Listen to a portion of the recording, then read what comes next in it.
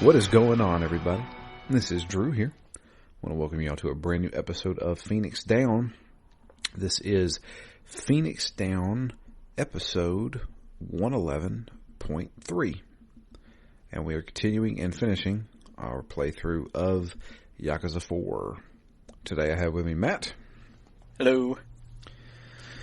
And yeah, last we left off, we were in the shoes of Tanimura, who was the detective, the beat cop, and we're now moving on to a very familiar face, someone we've actually met before already in this game, Kazuma Kiryu. Perhaps you've heard of him. Perhaps you've heard of him. The fourth chairman of the Tojo clan. He's kind of a big deal. Also the owner of Morning Glory Orphanage. So, yeah. And once again, I have to say, nobody dies in this game, it seems like. Yeah, I couldn't believe this one because given the resiliency that some people seem to have to bullets, I still thought there was not a chance that wall top. I mean, how many times was he shot? Multiple times. There's no way he could have survived that, and then here he is. And then falls off a cliff. Yeah. And I'm just like, all right. So, Hamazaki washes up on the shore. Just so happens to wash up on the shore of Kazuma Kiryu. How coincidental that is. Yeah, I wonder what else he's found.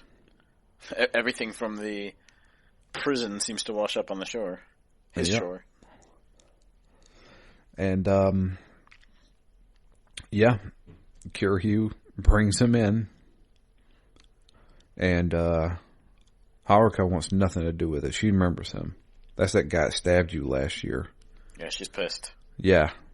I don't trust him at all. And Kiryu's like, well, he came a long way to come tell me this, so we're going to talk to him.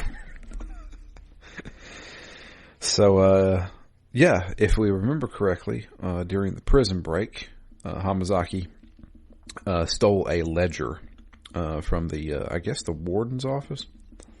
Yeah. And he shows Kiryu it, and Kiryu is shocked. Basically, this ledger has everything you need to take down this entire organization. And by organization, the police. The police working with the Yakuza. Basically, they were filtering money to the police. This is the most insane plot ever. Like, even for Yakuza. Yeah. So, oh man. The Yakuza were making money doing their shady work. And they had made a deal with the police force to give them money. The police force was then going to use that dirty money to build a private, secret prison off the shore of Okinawa, Penitentiary Number 2, which is where Hamazaki and Sajime were locked up. They didn't do that piece for the Yakuza, right? They basically... So the only thing the Yakuza were getting out of this deal was protection? Partially, yes, but well, it comes later on. But I'm going to go ahead and describe it. Where I'm done beating around the bush. So basically, they were going to build the penitentiary, lock up the hardcore Yakuza people there, but in the end, they were planning on letting out all those hardcore Yakuza people back onto the streets so it would make the police force look better because then they would have more crime so that the police force would then get more money from the people to take care of the crime. Yeah. Yeah, basically getting money from both directions. And I'm just like, what? This sounds crazy. It's like, the deer population is really too high, so we're going to release a bunch of wolves. Well, now the wolves are going kind of crazy, so now we got to release something else to kill the wolves.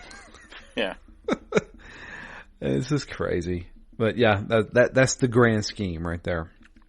So, and this ledger shows it all. In fact, they go into it. That original, so from Yakuza 1, when Nishikiyama blew up a part of Millennium Tower with all that money, the 10 billion yen, that 10 billion yen was originally going to be used to go to the police force to start the penitentiary. And the other reason that the police were using the penitentiary was to maintain a little bit of control, right? Because now they can put in prison anyone who's kind of challenging their authority of this whole scheme, right? Anybody who got too big, which is essentially one of their biggest issues with the Yakuza. When the Yakuza were getting too public or too outspoken about things, they wanted to assert some control. Yeah, they could just make people disappear, essentially. Yeah, and then kill them in penitentiary number 2. Yeah. And then, or, quote, rehabilitate guys in penitentiary number 2 and release them saying, go make a ruckus. We won't do anything to you. And we'll get paid for it. So, it's crazy. Good deal, though, for them. Yeah, no kidding, right? So, after all this is said and done, obviously, Hamazaki's like, look, I've obviously done you wrong. I want you to have this ledger. I want you to get it to the right people. I know what went down in 1985. Sajime is innocent. You need to clear his name. This proves this. And Kiryu's like, all right, I guess. But what about you? He's like, I'm going to go turn myself in. So we walk down to the police station. Lo and behold, there's somebody at the police station demanding to see Sajime. Oh, look, it's his sister. She's already made it to Okinawa, just like she said she would. Wants to see Sajime before his big execution. And Kiryu's like, why are you looking for Sajime? She's like, that's my brother. I wanted to go see him before he was executed. Well, you're not going to find him. He's in Kamurocho because he washed up on the shore and I sent him on his way. And she's like, what? Quit the game a tag. Yeah, no kidding, right? So, we go to it was the old Yakuza in Okinawa's office, the rival one. I can't remember the name of it, but we go there to talk, and as we're having this discussion, the police show up and are surrounding the building. And Kiryu's like, okay, these are not normal police. Hamazaki knows exactly who they are. Oh, it's the warden and the police, or the guards from the penitentiary number 2. This guy again. Same guy, Saito. Yeah. Holy crap, this guy sucks. Yeah. And this game has harder fights, I feel like, than any other game we've fought. Oh, don't worry. We will most certainly talk about that. Because I thought that earlier when we were fighting Saito in the prison. Yeah. No, every back. time. Oh. Yeah, he still sucks. He still sucks. Yeah. I mean, it's horrible. Like, and I've ran into it with other Yakuza games too, where I don't know what to do. I'm I'm only limited in what I can do as far as like combos go. And I feel like I will do a combo, they'll either counterattack or they'll just block, and then after my finisher, I'm left open, then they punch me. And I'm just like, what am I doing wrong? What should I be doing? Is there a counter to what this person is doing? And I, for the life of me, cannot find it. I feel like if the game had done that, it would have been a much different game. Because I kind of just felt like a lot of these fights were just grinds, and you're just basically trying to outlive the opponent. Like, I would get some hits in, they would get some hits in, but I never felt like I was being smart about what I was doing. Other than, some people, it seemed to work better if you would, like, block their attacks and just wait for that split second after they attack. Sometimes that would work. Sometimes it felt like charged moves would work, but not always. Yeah. It's why I think the last section with Tanemura was probably my favorite, just because he had that built-in kind of counter, and that totally changed the fights for me. Partially, yes. But, I don't know. We'll get into what he has to deal with a little bit later on. Because even Kiryu here, I'm just like, I'm just doing the same stuff. I don't feel like there's advanced moves or certain moves that really fit. Like, it doesn't feel like a puzzle where I'm trying to figure out the pattern or figure out how to really understand a lot of these opponents. Yeah. It was just, keep punching, and occasionally one or two in every combo might land. Yeah, that's exactly how I feel, which is the reason why I am very excited to play Like a Dragon, because it's turn-based. Yeah. Change it up a little bit, guys. Yeah. So, I mean, I don't know. I had a rough time with this. Yeah, me too. But anyway,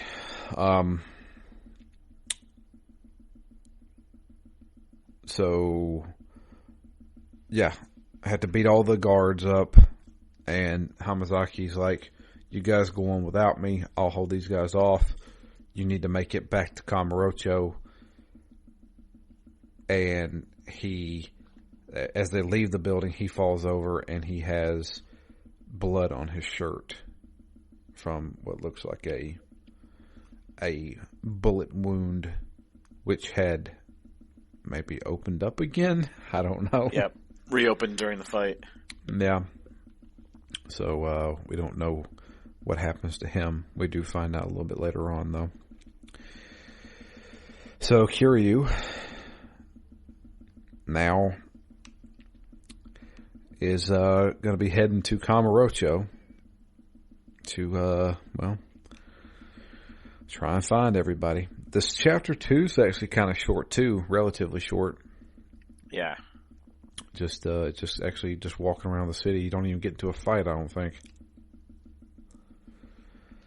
But, he makes it there, and then, of course, the first order of business is, let's go talk to Majima. Yeah, that was crazy. But when we go and talk to Majima, Millennium Tower, police are all surrounded by it. And they're escorting Majima out in handcuffs. Did I miss something, or did they not bring that up again in the rest of the game? We do not see Majima again for the rest of the game. Okay. I was like, there's no way they have Majima walking out in handcuffs, and that's just the end of it. Never see him again. Never see him again. It's crazy. Yep. I just, I don't know what happened there. Yeah. They just kind of just forgot about your second character in the game. I say that, but these other people have taken the limelight. Yeah. And I mean, I guess in some ways I don't want to give away too much, but it does tie into one of the other characters' like narratives, so there's some value for him having been arrested story-wise, but it seems like he's a very big character to have disappear like that. Yeah, you'd think they'd have something at the very end. Just him talking to Kiryu or something. Yeah. So yeah, what we do find out is that I think we have a cutscene with Tanimura, and what I originally... So I screwed up twice. In the last episode, I said that the nerdy captain of Tanimura was the guy from 1985, the chief of 1985. That's wrong. It wasn't him, obviously, because we see him later on. But also, we think he kidnapped the Chinese family that Tanimura was living with, and there's a gunshot. It wasn't actually him killing them. It was him shooting himself. Oh, yeah. And it's just kind of like an off comment. Yeah. Yeah, he killed himself. Like, he couldn't just show that? I don't know. So, yeah. Anyway. And that's the end of chapter 2. The only thing that Majima says as he's being carted off is that Kiryu asks him who's responsible for this, and he says Daigo Dojima, getting me out of the way, essentially. Yep. So up next we have chapter 3. This stuff is starting to blend together, and I can't remember chapter 3. Yeah, interesting that it starts off and Date's been drugged and Lily's gone. Disappeared. That's right. I forgot we ran back into Date. Which, it's a little awkward. I mean, at the beginning of this chapter, I guess being the 4th time, it started to feel a little bit formulaic when you go in and you're like, oh, now you've got a hideout. And you can come back here and save. And I'm just like, no shit. Yeah, they do that with everybody. You now have access to a hideout. Also, you can save here, and your health replenishes while you're there. And they clearly need to do that for each character, but it just feels... It makes it feel a bit more gamey because you see it 4 times in the game. Yeah. Yep. Yeah, well. But yeah, we were... Chapter 2, we dropped off Lily. I keep calling her Lily because I can't... Yasko, I think's her name. Yasko, yeah. Yeah. We drop her off at Serena, which... I messed up again. I was thinking Sky Finance took over the area that Serena was in. No, it's above Serena. Yeah. So, Serena was on the 2nd floor? Yeah, Sky Finance is on the 3rd floor. Yeah. So, we drop off Lily at Serena. Lo and behold, Date's running it. But he's just temporarily running it. He's still a reporter. He just promised Mama that he would run it until she came back from vacation, is what he said. So, we leave Lily there. And then we go off and find Majima. When we come back to Serena to reconvene, whoops, Date's knocked out. And we like, okay, what happened? He's like, I don't know. We had a drink together and I passed out. Wait, Lily knocked you out? She roofied you? He's like, I guess. Nothing else happened. Yeah, nobody else broke in and like wasted the joint. Yeah. Okay, why would Lily do that? Well, she's obviously got something up her sleeve. I guess she's going to go look for her brother. Unfortunately, she also gets kidnapped in the process. Her and her brother get kidnapped. Go ahead. I was just going to say this next section was not great for me because I had paused as soon as I was out there looking for her, and I just had no idea where she was. and because you only get to see her for like a glimpse as she's running in a particular direction. Right. But I either missed it or paused it and then picked it back up a couple of days later, and I'm like, all right, where'd she go? And I'm just kind of wandering around the city looking for her. Uh-oh. And it does luckily tell you that she's in a particular square, so I went back there and just kept wandering around till it triggered something, but it was not the smoothest chase that's ever happened in the history of cinematic chases. Yeah, she runs into the underground.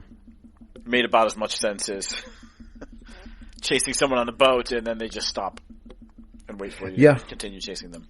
Yeah. Oh, I see her. There she is. Didn't get in too big of a hurry. Yeah. But, she goes into the underground. How does she know to go here? Yeah, I don't know. How does she know to go there, and how does the game keep trying to make us go underground and there's nothing to really do down there? The first, maybe it was just in the first section, the first 4 chapters, I'm walking around collecting garbage, really trying to build up this garbage economy. And then every other section where that's been an option, I've been like, that was a waste of time. I'm not doing that again. Yeah. I mean, this one's obviously really supposed to, right? Definitely not here. Well, she goes underground because she meets up with Akiyama and Tanimura. Yeah. So maybe she was told by them to meet down there. I don't know. They never actually mentioned that. Yeah. But needless to say, she meets up with Akiyama and Tanimura, and those two guys think that Kiryu is chasing after her. He obviously looks like a Yakuza. Like, it is kind of funny, like mistaken identity. He's chasing after her to help her, and they're like, "Oh, who's this creep that's following her around? Look, he looks like a kidnapper." Does he? I don't know. He's wearing a fancy suit. Yeah. But they all they had to do, like they tell her, "Go ahead, we'll stop this guy." All they had to do was hang on to her for a second and let her turn around. It's like, oh, that's Kiryu. Don't worry about him. Yeah. Or have a conversation, because they kind of have a conversation. He says, because that's what I always expect is going to happen in a situation like this. He's not going to get the chance to say that he's a good guy, and then they're going to fight. But in this case, he actually does. And he says, look, I'm just here to protect her. And they say, oh, we don't believe you. So we're going to fight. That's exactly what a kidnapper would say. Yeah. Suspicious. But then they get into a fight. Suspicious. Like, how does him beating them up give them any more confidence that he's not a kidnapper? I don't know. I guess to, interrogate him after beating him up. But there's a problem. They're fighting Kazuma Kiryu. Yeah. Good luck. Yeah. I didn't find this fight difficult at all. No, I didn't either. I actually thought this one was almost strangely easy. I'm like, oh, these are main characters. They must be harder than a normal boss. All right. But no, Kiryu wipes the floor with him. And it's like, morons, I'm on your side. And so we continue on into Purgatory. And we, when we get to Purgatory, everybody's beaten up. Uh-oh. Did they know at this point that he was a good guy? Because they came barging in, and I wasn't sure if they were chasing him in there or if they were just following him. Possibly following him. I'm not sure. Because I don't think they had like any kind of post beat-down conversation, did they? At least not one that was shown. I don't remember one. I don't remember either, now that you mention it. They may have just been following him or chasing after him, and they see all this madness going on in Purgatory. But all these guys are beat up. The florist himself's been beat up. And he's like, where's Yasuko? Where's Taiga? Flores is like, yep. The Inosiwa took them. Is it Katsuragi? Is that his name? Katsuragi, yep. Yeah, Katsuragi took him. And, yeah, that's not all. Yeah. They also took a lot of money. Well, is this is also when you get the big reveal about Kiddo, right? Yeah. So is it in this cutscene, or is it the cutscene before? Because we get a cutscene with Katsuragi there, and then Kiddo shows up. Yeah, certainly right around this area. Yeah. So we find out that Kiddo, one of the little lieutenants of the what was the Enterprises? What's it called? Kanamura Enterprises. I think so. Yeah. Has betrayed the Tojo clan and has went with the Inosiwa clan, or family, or clan. It's clan. And has stolen 100 billion yen out of Sky Finance. Cute Dr. Evil. Yep. And poor Akiyama's like, damn, that's all my money. He's like, to be honest with you, I kind of saw it coming. I did too, because he never put a frickin' code on his lock. Are you kidding me? Yeah. Just a big button. Press this button, see what happens. Open secret vault by pushing giant button. There you go. That's where I store all my cash. Yep, Kiddo, while he was waiting for Akiyama, he presses that button and sees all that money and is like, oh snap, I can use this to my advantage. I'm going to make something of myself. You only get one shot. Yep, only get one shot. Thanks. Thanks, Rabbit. Yep. That's what Sajima told him, right? Yeah. Poor Sajima. He's just caught in the middle of all this. Yeah, he took his shot and was punished for his entire life for something he didn't actually do. Which is funny. He never got the opportunity like Kiddo has here. Yep. But, so, yeah. They were, alright, got to come up with a game plan.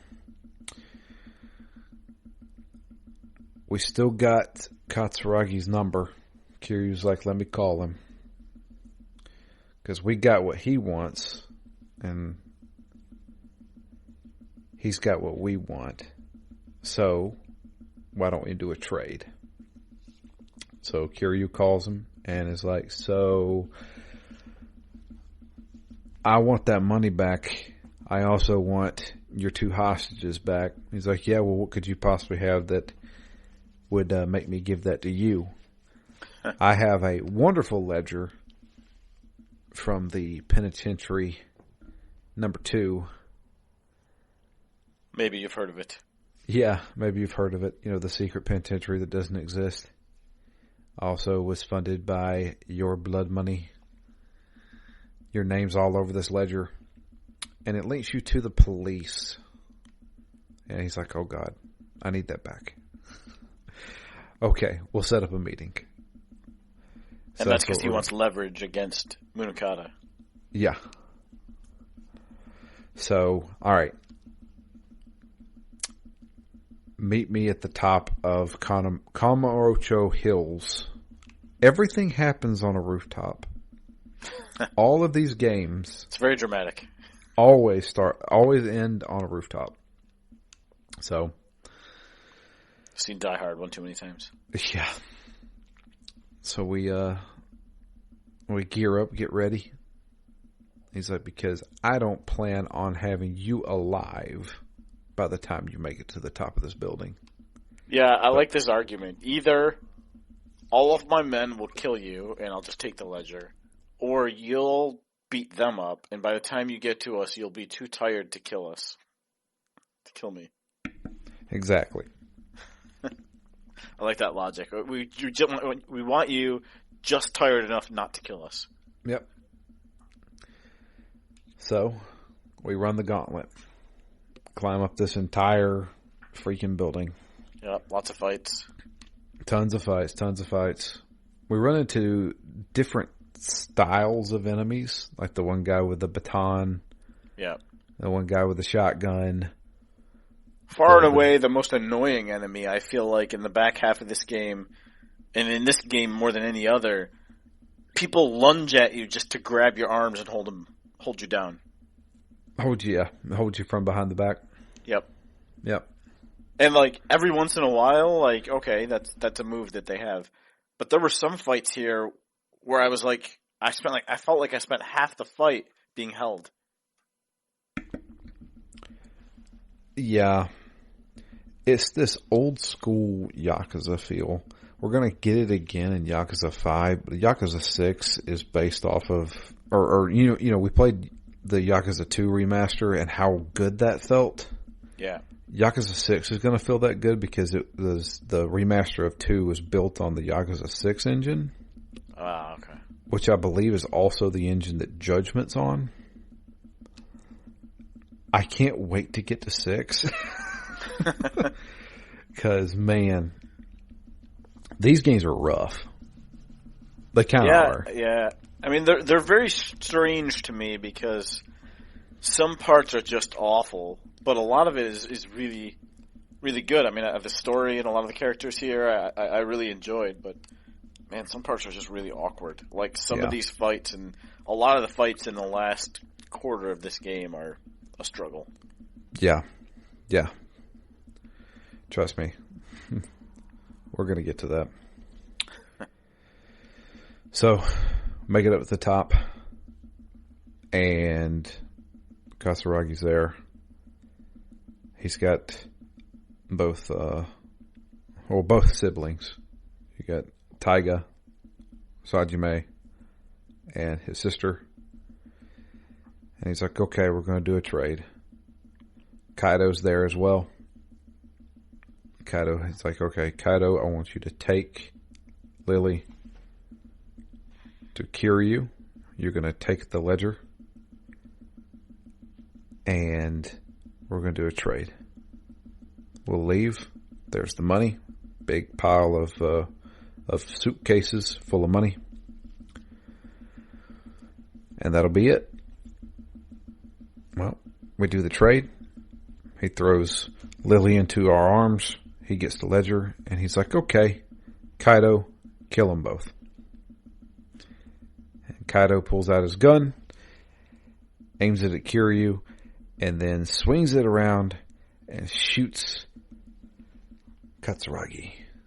I like the whole down the barrel, like first person look. Yeah, that was pretty good. And he shoots him multiple times, and I'm like, oh, okay. Also, yeah, right in the chest like 4 times. I've already learned this, especially in this game. They've established it. So there's 2 factors in this. The first factor is there was no blood shown. This game that was my very first thought. Blood. Yeah, even in regular fights. Yeah. I mean, people look like they're almost fucking dead. They look like Batman got a hold of them. Yeah. And especially some people do these like special moves with like the knee to the face or the stomp to the head, where it looks like the head is actually crushed, like you've popped it like a watermelon. Yeah. But this game loves its blood. There was no blood when he got shot. And then the second factor is this is a Yakuza game where you can get shot 8 million times and not die. So, he falls over. Ho, he's dead. He's dead. And then Kaido's like, so I'm not doing this for you. And he brings the money down. It's on an elevator. The elevator comes down slowly. Oh, look who it is. A guy we haven't seen for over half the game now. That is, God, I forgot his name. I'm blanking now. Arai.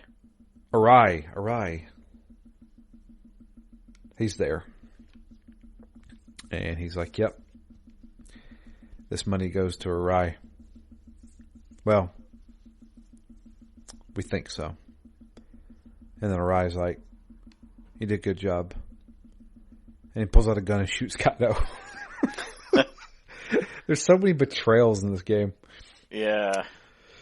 Almost to the point where it doesn't really make sense. I mean, everything seems logical enough. Yeah. Right? Like, their rationale for the betrayal seems logical. It's just so many double crosses, it's hard to know. It's hard to take any, I guess, trust that anyone is actually with anyone. It's like that. It's the episode of Community where everybody's betraying everybody. Yeah. And double crossing everybody. And at the end of it, everybody has a gun. And they're all fake guns, but the other person doesn't know it. If nobody knows what I'm talking about, just look up Community gun scene. That's the best thing. Anyway. Yeah. Kaido shot. And Kiryu's all pissed. I'm going to get my revenge on you. And he's like, we'll see you later. And then leaves. But he leaves the money. Then Katsuragi gets back up. Ha ha ha, laughing. I'm not dead. I have a bulletproof vest on. The only smart person in this entire scene was Sajime. Or Sajima. Because Sajima, while he had his mouth bound, was like, that dude's still breathing. And, yep. He comes up, he gets untied, and he's going to go pound him, kill him. He decides not to. You're not worth it. As he's walking away, Katsuragi pulls out a gun, shoots him in the arm. Bam. And he's getting ready to shoot again. And nope. Lily jumps in the way. Gets shot in the back. Another classic scene. Yep. And she slowly walks toward Katsuragi. Katsuragi's like, oh my God, stay away from me. And starts shooting wildly. Misses every shot. Even though she's not moving very fast. And he's just sitting there. Yep, and he's just laying on the ground. That's another thing in this game. Another thing in the Yakuza series is either people are terrible shots or they're the most accurate people on the planet. Yep. Because a little bit later on, Tanimura has impeccable aim to completely miss somebody on purpose. Anyway, so yeah, he misses every shot, and she pulls out a gun, the same gun that Tanimura gave her to use in emergencies. Shoots Katsuragi directly in the head. That's when you know they're dead for good. Yep. You have to see them get shot in the head. If they don't get shot in the head, they're coming back. Especially if they do a slow, like, a reeling fall. Then you know they're definitely dead. I really emphasize that headshot. Yeah, the slow-mo fall back. Yeah. Yep. And then Lily, Sajima's sister, falls over. Doesn't have much of a death speech. Yeah, that's true. And then actually she dies. And yep. Sajima is not happy about this at all. So, cut to the final chapter of this game, the final part of this game. It's called Requiem. And this is the final showdown. We got Kiryu, Tanimura, Sajima, Akiyama, all sitting in Serena. So it's kind of cool to see them all together. Yeah. Just, it kind of feels like you finally built something. You've assembled the team.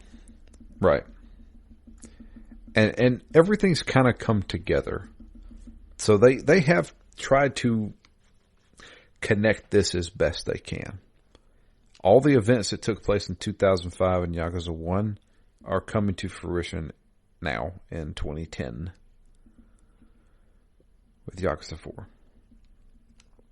So we got to come up with a plan. There's a lot of people wanting this money. There's a lot of people wanting this ledger. All this information that we have, we got to draw some people out. Well, who are we going to draw out? Well, obviously the police will show up. Also, the Tojo clan will show up. That's a lot of money for them. And there's a few extra people in there that I think will really want this information, as well as this money. So why don't we take the money, put it out in the open. Let's say the rooftop of the Millennium Tower. Just throwing that out there. Could be anywhere, but definitely a rooftop. Yeah, definitely a rooftop. And we'll just put the word out there. Hey, we have 100 billion yen sitting on the roof of the Millennium Tower for anybody to have, and everybody will show up. And then we can confront them one by one. So that's exactly what they do. They have a little memorial for Lily. And then one by one they go off and get ready. And I say this because the game tells you, hey, at this point you can switch characters and do things. Yep. And I said, I'm good. So I started it. Wait, you started what? You went and talked to Date and started the next section? Yes. Oh, shit. Uh-huh. Because this is a very odd chapter for me because it felt like there was a half an hour of cutscenes. Yep. Then you've got some free time to pick up some juice. And then you've got a lot of fights with no breaks to save in between them. Yep. So, in the words of the Foo Fighters, I got another confession to make. I didn't actually beat this game. What? Yep. Nope. I made it to the last fight and lost so many times it said, would you like to put this on easy? I said yes. Tried it 3 more times. Couldn't beat it. It was now 10:30 at night. I had to go to bed because I had to wake up at 5 a.m. Wow. So, no. I did not beat this game. I did watch the ending on YouTube. Fuck that last fight. I was going to say fuck all 4 of them because... Well, they all suck. They all suck. But here's the problem. I can handle one guy. I can drink a bunch of energy drinks and outlive the other guy. I cannot fight 10 guys, a big dude, and a dude shooting at me. Yep. Even on easy. So, before we get into that, there's a few more betrayals we have to do. Yeah, before that section, though, I thought it was a bit of overkill, but I did go through with all 4 characters, run over to Papo's, and load up on sushi. Fill every last spot in my inventory with sushi. Well, I did not do that. Then I went back to Date. Yeah. I didn't do that. And there were a few characters that were heavily stocked. And then there were 2 characters who were not heavily stocked. I bet you can guess which one of them was. Yeah, I would have had a tough time in this last section without more health items. Yeah. So, we put the big stack of money. It's not in cases anymore. It's just a big stack of money right in the middle of the helipad on the Millennium Tower. As a pyramid. Nice symmetrical pyramid. Yep. And Unlike what he had in his vault, because he was getting dangerously close to Scrooge McDuck levels. Yeah, no, was. If some of those stacks had fallen over, he could have like slept in there or swam in there, done a lot of weird things with that money. Yep. So, yeah, we just let it sit there, and people start coming in. First one to show up, Daigo Dojima. And I'm like, oh, okay. Daigo's here. And I was like, what's he? What? I get he wants the money, sure. But he's... what's he going to do to get that money? Yeah. And I was very confused. I was like, I thought he's a good guy, right? Yeah. I'm actually... Well, I'll save it. No, go ahead. I was just going to say that given that bit of conflict that you just mentioned, he's probably the character I'm most interested in following into the next game. Yeah. Because, he was a good guy. He's dealt with some stuff, made some bad decisions maybe, and I assume there would be then some repercussions for all of this that he's done in Yakuza 5. So, Kaido, we thought, betrayed the Tojo clan. Nope, that was all a ruse. Daigo told him to do it. So that way he could get closer to it. How many people has he been partnered with in the last 20 minutes of this game? I can't figure it out. He was with the Tojo clan. Yeah, he was with Katsuragi. Yep. And he was working with Katsuragi, and then apparently he betrayed him to work with Arai. And then Arai shot him, and he was like, well, I was actually with Daigo the whole time. Because he's still alive. He's not dead. He's still alive. Yeah. Kaido's there. Arai's there. And Arai is like, so you sold out another clan to benefit the Tojo clan. No honor among thieves, huh? He's like, well, you betrayed your own clan too, boss. He's like, I was never part of the Tojo clan. Like, what are you talking about? He throws out a wallet. Bam, opens up. Oh, look. He's been a cop this entire time. Arai was a secret undercover cop who pretended to be a Yakuza to basically infiltrate and make sure all this money was going to the penitentiary. But now he's decided he's going to just take over everything for himself. I mean, the kind of person who's going to go through that long of a con for those type of reasons. Yeah, right. Maybe don't trust them to be the most upstanding and stand up to their word. Yeah. And then lastly, the police chief himself shows up wanting that money. Who's got to be the most pompous character in the game. Yeah, definitely. And he's there, and he's like, yep, I don't really care about you, Arai. We don't really need you anymore. We got this money. In fact, I brought a bunch of my boys with me. SWAT team, bam, shows up. And then out of nowhere, a helicopter flies in. It's our boys. The boys are back. The boys are back in town. So all four of the main characters are in the helicopter, and as they're flying down, all the money starts just blowing away. And it's just like the Millennium Tower all over again. Yep. Money's going everywhere.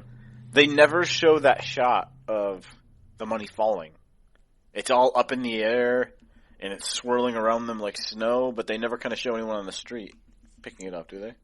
Yeah, they do. Do they? Okay. Yeah, people are picking it up whenever the next thing starts blowing away. Yeah, the next thing I saw them picking up. Yeah. So, yeah, we land, and they're like, okay, we're going to take our respective assholes. So, yeah, they're like opinions, right? Everyone's got one. Yeah. Each of these four has their own. And then it's got to be kicked. So, yeah, we first start off with Akiyama, who is going to take on Arai, the man he backed and was betrayed by. This fight was very long. Yep. But Akiyama was still pretty well equipped for it, as far as energy drinks goes. Yep. After beating him, we switch over to Majime. Or Majima? Not Majima. Sajima. Sajime. There's so many names. Who's taking on Kaido. He created this monster of telling him he's only got one shot. You better do the best you can with it. You got to teach him a lesson. So he did not have many energy drinks on him. So this fight was a little difficult. I didn't think he was that bad. Yeah, I didn't think he was too bad. The only thing that burnt me a little bit is I think Sajima's got the one where he does his like spinning pile driver if you charge it. And that didn't seem as effective here as it was in Sajima's proper section. So I didn't have my one like easy out, but I think I ended up lucking out. I think this was the fight where they ended up just with a bunch of scripted sections. Yeah, once you get them to a certain amount of health, you do like the button presses and then feel the heat or whatever. Yeah, and this one was just a little bit slow for me again. It wasn't too bad, but... Yep. And then Kiryu takes on Dojima himself, the sixth chairman. And this fight sucked. Yep. This fight really sucked. He has counters to everything. Yep. And I was just like, man. But Kiryu, he had the most energy drinks. I mean, he was stacked. Honestly, I thought he was going to be the guy that, end the game. Yeah, me too. How wrong I was. And then finally, Tanimura takes on the police chief. But not just the police chief, he takes on his goons as well. So I have to explain this. The police chief has a gun. Occasionally he will take 2 shots at you. If you get shot, if you do not dodge when he shoots, you will get stunned. You are now surrounded by up to 10 people, some of which have knives, which are very fast and will slash you. I could not tell you how many times I got into just a stun lock. Dead. Yep. Didn't even get to move, didn't get to do nothing. I thought that happened to me more during Kiryu's fight. Where I just felt like I would get chained. It would be 6, 8, like 9 hits in a row, and then maybe I'd get one in. Or maybe they'd just block it, and then I'd get hit another 8 times. I'm like, I felt like there were points where I would go through an entire life bar worth of life, using a health potion to make sure I don't die. But in an entire life bar, sometimes I felt like I would only get 2 punches in. Yeah. And I was like, man, this is... If I can't figure out how to improve this efficiency, like 2 hits per energy drink is not going to be enough to take any boss down. No, it was bad. Yeah, I actually thought this last one was not as hard as Kiryu's. Dude, you're out of your mind. Dude, are you kidding me? I got beat here so many times they asked me to bump it down to easy. I said, yes, it's getting late. I tried it 3 more times, and I couldn't beat it. I turned the game off. I was so frustrated with this. I was like, really? Like, I cannot believe this. Like, you're going to make me fight 11 dudes, one of which is shooting at me, who gets an instant stun if I don't dodge it. Yeah. Yeah, I spent a lot of time early on in this fight just kind of dodging around, picking my 1 or 2 hits, but really, the one thing that saved me in this fight was that most of the bosses, when you try to grab them, they just kind of shrug you off. But all of the regular goons in this section didn't do that. Not one of them did that. So I think I had also done an upgrade in this fight to where, like, throwing an enemy does more damage or something. So I ended up doing a lot of, like, grabs and then the triangle to, like, kick them away. So not only would I, like, incapacitate them, but I think also when I would grab them, I wouldn't be able, like, the bullets wouldn't hit you. A slash wouldn't hit you. So I was kind of like, I was incapacitating one, making myself invincible, and then taking that one out of commission while also often throwing him into others. So it ended up, like, every time I would do that, I'd get 4 or 5, like, little benefits out of it for the next 2 or 3 seconds. Couple that with Tanomura's ability to counter almost anything with his turn blue ability. And none of the regular guys basically hit me at all. So I basically just suffered through Munakata's bullets and then just focused on everyone else. Yeah. But it was really the throw that changed that. Grab him with circle and then hit triangle to kick him away. I guess I could have done it, but like I said, it was already like 10:30 at night, and I was like, I gotta go to bed. I gotta go to work tomorrow. Yeah, I very awkwardly was doing this fight at about 5:30 this morning before I went to work. So I basically said, like, if I don't finish it right now, I'm not going to be able to finish it tonight before the recording. Yeah. But I just YouTubed the ending. Yeah. I'll tell you what, though. Munakata himself doesn't have any ability to stop you. No. So it felt very, very rewarding finally getting to him. Actually, I beat him when there was still one of his guards left. Because at the end, I'm like, if I can kill him, maybe the fight just ends and I don't have to worry about that last guard.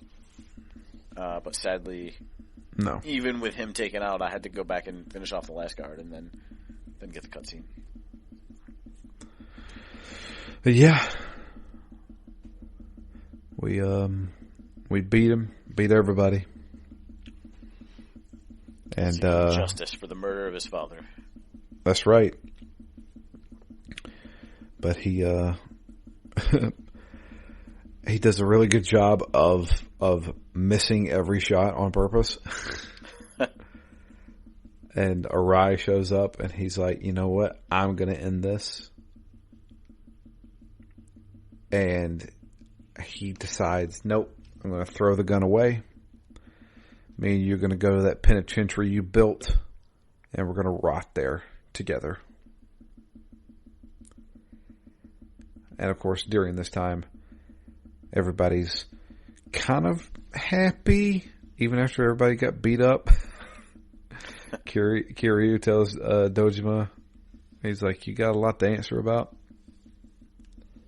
Obviously, you tried to sneak into this and get this money. You had Majima arrested just to get him out of the way because you knew Majima wouldn't go for this.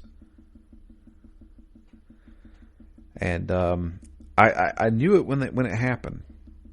When Arai threw away the gun, he kind of threw it toward the fucking captain. I was like, yeah, that captain's going to pick up that gun. And sure enough, he does. And he's like, you guys don't get it. You can't kill me. And you can't do anything about me. Because the police are not going to tarnish their own name. Just to bring me down. Yeah, basically I'm too big to fail.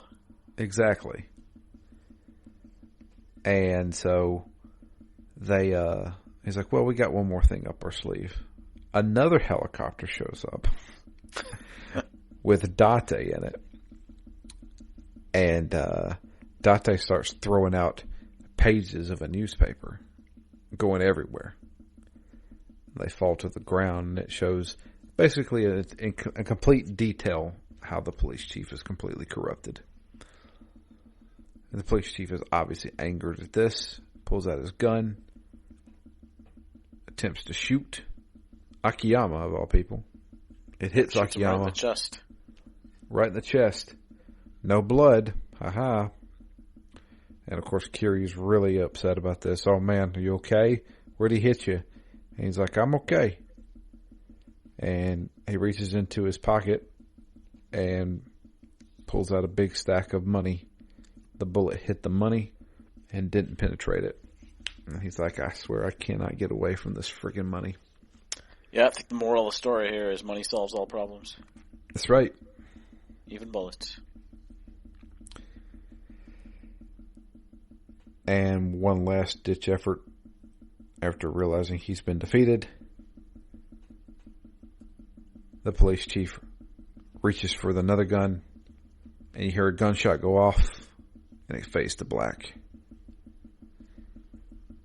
Cuts to 2 weeks later. We see a newspaper article. Police chief dead by either suicide or suspicious foul play. So it looks like the police chief turned the gun on himself. Yep. Just funny, because any one of them probably would have wanted to shoot him to some degree. True. Very true. But he did it himself. And so, looks like Date and Kiryu are up on the roof of the building Serena's at. They're talking. Date has decided to return to the police force. He's actually being picked up by Tanimura. Akiyama is in his office, and a young woman walks up. At first, I thought this was going to be somehow Lily survived because she's wearing the trench coat and everything. Yeah. And it's not. It's, was it Hana? Hana-chan. Hana-chan, his secretary. She comes back. She's lost a lot of weight because she said she's been so stressed that she hasn't ate anything.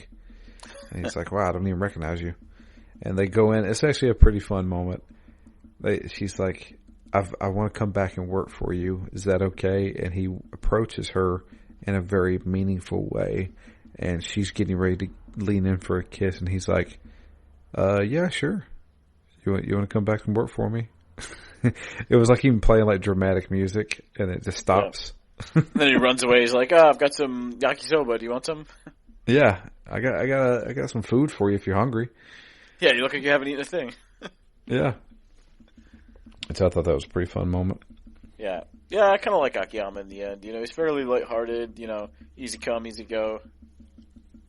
Trying to do the right thing, not charging interest. So, good character. Yep.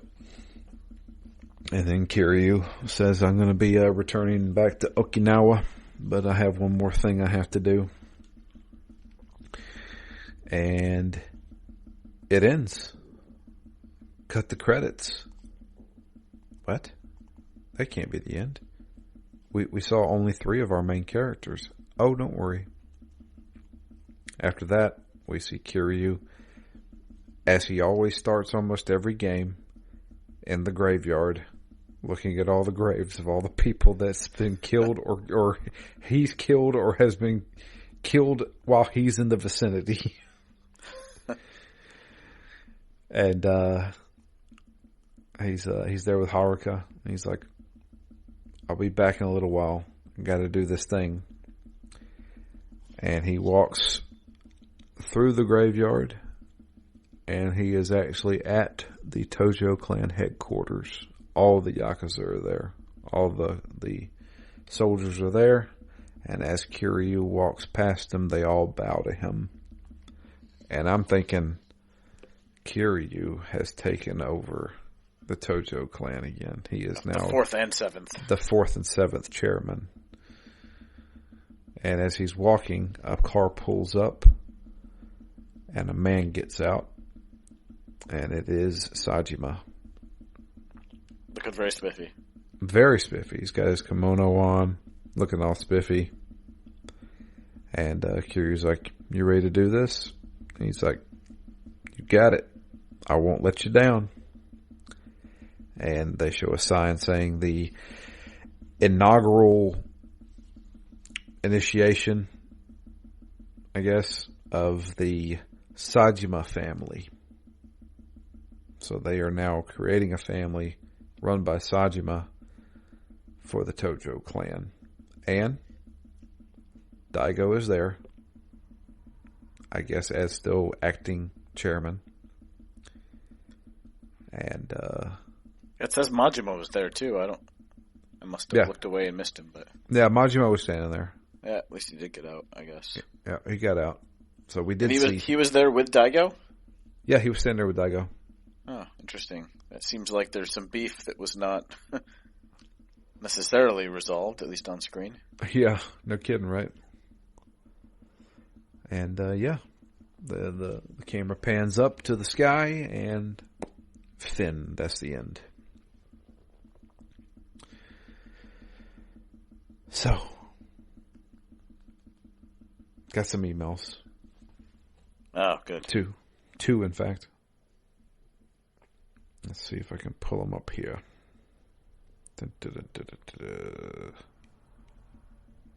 I have a missed phone call from my aunt, of all people. I'll have to call her back.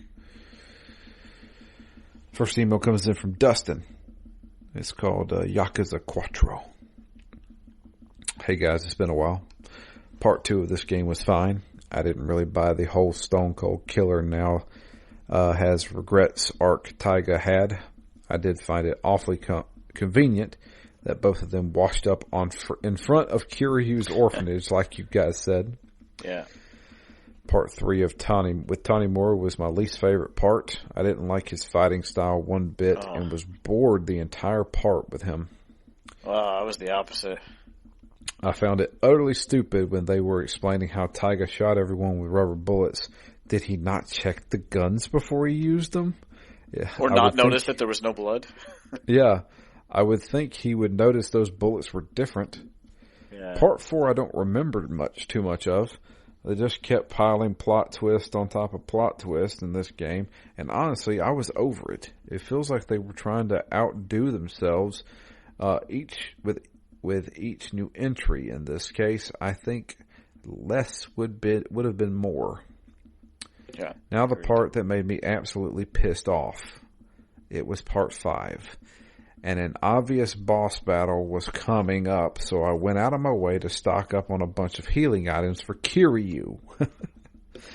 When I finally go to the bosses, I figured out pretty quick all the healing items were not shared, but instead kept separate.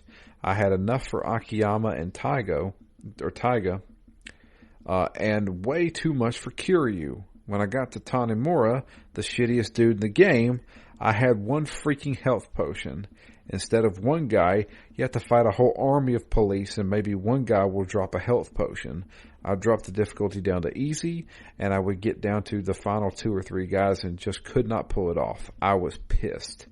So basically, I had to reload a previous save, stock up on it with Tanimura for sure, and basically hate play the rest of this game. This is now my least favorite Yakuza. It started off okay since I like Akiyama and thought he was interesting. Was okay in part 2 since I don't like or hate Taiga. He's just there. Became boring and plot kept ballooning in part 3. And I hate Tanimura, and of course part 4 was fine since we finally were playing as Kiryu, who is only second to Majima. So my rankings would probably be as follows from best to worst. 0, 2, 3, 1, 4. I've heard 5 gets to be long, but I'm hoping the story is better since that's the main reason I play, because we all know it's not for the combat. See you next game. Dustin, P.S. God Hand was robbed. Sorry. And our next email comes in from Chad. Phoenix Down, the future of Yakuza. Howdy, crew. Even though I'm not playing along with the Yakuza series, I'm still enjoying the conversation and reminiscing. I figured I would just drop a quick email with a few teasers of what lies ahead for the rest of the series. Oh, Yakuza, nice. Yakuza 5. A side character returns and takes center stage as a playable character for the first time. Any thoughts on who you think that is? A side character takes center stage as a playable character for the first time. So it's not Majima. Yeah. A side character. Be cool if it was Daigo. So I really want to see him dealing with the repercussions of this game. No kidding, right? Even though if him and Majima have already made up by the end of this, maybe there's nothing left to resolve. Maybe... You know what? The only people that still kind of friggin' alive... Maybe the guys who run... Date. Date would be a good one. Maybe the guys that run Stardust. The Korean guys. Maybe the Korean guy. Maybe the Korean Mafia comes in. I don't know. That'd be kind of cool. Yeah. I honestly don't know because I haven't played Yakuza 5. Apparently, I didn't play Yakuza 4, apparently, because I don't remember any of this game. Yeah. I thought I had. It says also, Drew will get to show off his Beat Star skills in this game. Oh, good. I'm not that good. You're better than me at it. Yakuza 6. This game was first released in Japan in 2016, worldwide in 2018, and features a relatively annoying game mechanic with Death Stranding, which released in 2019. Maybe Kojima enjoys the Yakuza series. What does the end of Kiryu's saga actually mean? Have any theories? I guess the big question is, does he die? I don't think Cosmic Kiryu dies. No. I think he finally retires from everything and just runs the orphanage. Do you think he turns his back on Tojo Clan, disbands it? That's a sets good it on a question. path towards community service? That's a good question. I'm not sure. Honestly, I think in the end, I feel like Majima will become the next chairman. I think. At some point, he's going to be the only one with enough longevity. Yeah, no kidding, right? I don't know. I can go ahead and say I don't think Kiryu dies. Yeah. I would agree. I think he just retires and just runs his orphanage with his kids. The better question is, does Kiryu ever settle down? That's the bigger question. Does Kiryu find love? Yeah. Yeah.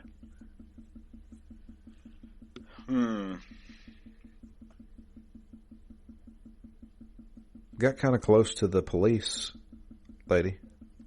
Yeah. The detective. Sayama. We'll see. Judgment. Beyond the setting, this game really doesn't have any crossover with Yakuza's story and can be played at any point. Like a Dragon, this game does have crossover with Yakuza, at least following the events of Yakuza 5. Lost Judgment. Unlike the first game, this one has some minor crossover with Like a Dragon that surprised me a little. It's an interesting little universe they've built for themselves. Till next time, I'll be joining you for Control. Oh, nice. And there you go. Thank you both for those emails. I appreciate that. So, Matt, final thoughts on Yakuza 4? This is a tough one. I feel like I didn't like it in the beginning. I kind of grew to like it quite a lot as I start to see the structure and how the stories kind of interact with each other, and kind of grew a little bit to appreciate the characters more because they generally have okay arcs, at least. And then it kind of went downhill again at the end because of the overly complex backstabbing and the kind of tough combat. Not just tough, like, there's a lot of ways that you could make the bosses tough. I felt like this was just tough because I didn't have anything in my arsenal to use. Yeah. And so I just felt very limited in what I could do. And then so, it's not like something like Dark Souls where I've got all kinds of things at my disposal, but I just am not good enough. I'm like, I don't know what to do to be better. Yeah, that's the thing. Is like there's boss fights. All the boss fights in Yakuza I feel like are either really easy or I don't know what I'm doing wrong. Yeah. But I feel the exact same way you do. I think I like the change.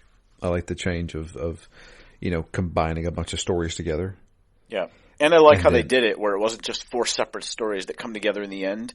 I like that they were kind of weaved together throughout the play. Yeah, definitely. So I think they handled it pretty well. I actually really appreciated the fact that they tried to loop everything back together. So basically, events that took place 5 years ago and in other games, sparked things that happened in this game. So trying to keep that continuity tight, kind of thing. Yeah, that first hour of the game, it feels like you're playing something almost unrelated. Yeah. And then by the end of it, not only is the game itself tight, but it's fairly tightly weaved into the rest of the Yakuza universe, and I did really appreciate that, yeah. Yeah, definitely. Well, I'm excited to see where Yakuza 5 goes. Yeah. So, we'll see. I kind of hope that we get to see these characters again. I kind of expect that we won't. But, do we get to see Akiyama again? So, we may see a few of them in 5. I know for a fact, Jay Lee has told me one of the things he loves about Yakuza 6 is that every character you have ever met will make an appearance in Yakuza 6. Okay. He said it is like the official send-off for these characters. Yeah, interesting. So, but yeah, that's going to be it for us. If you would like to send us an email, it is drew@ztgd.com. You can also tweet to us. I am at DMLFury. Matt is at REMGS, and the podcast itself is at ZTGD Phoenix Down. As we've talked about earlier, Control will be our next game. It won the poll by a significant amount. Quite handily. Yeah. I'm excited.